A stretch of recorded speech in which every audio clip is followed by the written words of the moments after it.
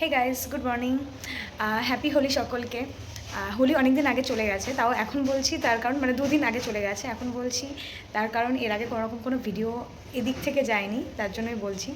আর আমার চ্যানেল থেকে অনেক ব্লগ এগুলো তোমরা দেখেছো, যারা দেখো আমার চ্যানেলের ব্লগটা বা চ্যানেলের ভিডিওগুলো, তো আজকে শুভঙ্করের চ্যানেল থেকে যাবে এই ব্লগটা। জানি না কতটা কি করতে পারবো, কারণ আমি সবসময় ব্লগ করি আর অর্ধেকটা করে করে করে করে ব্লগটা শেষ করে দিই, তারপর আর মনে হয় যে না, এই ব্লগটা ছাড়ার কোনো মানেই নেই, আর ছাড়িও না।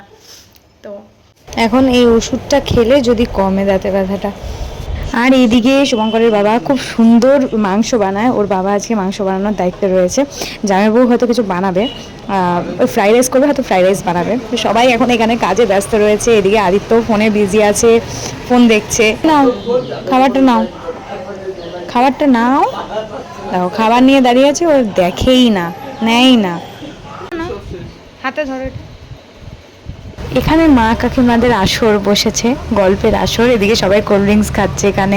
এখানে টিঙ্কুদার ছেলে, এই যে এটা হলো কি টিঙ্কুদার ছেলে, আর এদিকে আছে টিঙ্কুদা, শুভঙ্করের বাবা, এখানে সবাই রয়েছে। চলো দেখি জামাইবাবু কি করছে। ফ্রাইড রাইস মনে হচ্ছে, হ্যাঁ ফ্রাইড রাইসের চাল বসিয়েছে, ফ্রাইড রাইস করছে। যেহেতু ওরা অনেক দূরের থেকে এসেছিলো, তো ওদেরকে আগে দিয়ে দিয়েছি, সমস্ত ছেলেদের আগে দিয়ে দিয়েছি, আর ওদেরকে মা দিদি আমি পরে বসবো। বিকালে একটু ছাদে যাবো, তার জন্য আসলাম, ছাদে যাই। দুপুরবেলা খেতে খেতে আজকে অনেকটা দেরি হয়ে গেছে, লিফটে করে একটু ছাদে আসলাম। পুরো রোদ্দুর রয়েছে।